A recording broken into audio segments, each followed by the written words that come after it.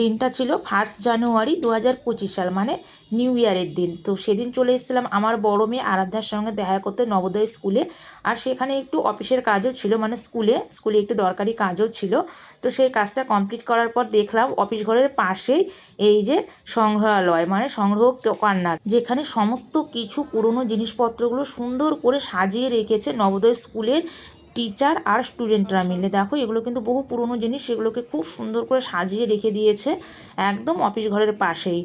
তো সেখান থেকে আমি একটু ভিডিও করে নিয়েছি। আর আমার মেয়ে আমাকে বলে দিচ্ছে যে মামি এটা কবেকার, এটা কখনকার, কে এনেছে, সমস্ত কিছু বৃত্তান্ত আমার মেয়ে আমাকে একটা একটা করে দেখিয়ে দিচ্ছিলো আর আমি ভিডিও করছিলাম। তো এত সুন্দর করে সাজানো গোছানো পুরনো জিনিসপত্রগুলো না দেখে খুব ভালো লাগলো, সেই জন্য আমি একটু ভিডিও নিয়েছি। এই দেখো সংগ্রহালয় কর্নার এখানে লেখা আছে, মানে স্কুলে ঢুকতেই অফিস ঘরের পাশে এটা আছে। আর এখানে আসলে যে কী শান্তি লাগে নবোদয় স্কুলটাতে, তোমাদেরকে কি বলে বোঝাবো, এত ধীর স্থির, মানে এত সাইলেন্ট, খুব ভালো লাগে। যাই হোক, তো এখান থেকে একটু ভিডিও নিয়েছি। আর পুরো দেখো সংগ্রহালয়টা কেমন লাগছে, নানা ধরনের পুরনো পুরনো সুন্দর সুন্দর জিনিসপত্রগুলোকে সুন্দর করে সাজিয়ে রেখেছে, ভীষণ ভালো লাগছিলো দেখতে। তোমাদের সঙ্গে শেয়ার করবো জন্য ভিডিওটা নিয়েছি।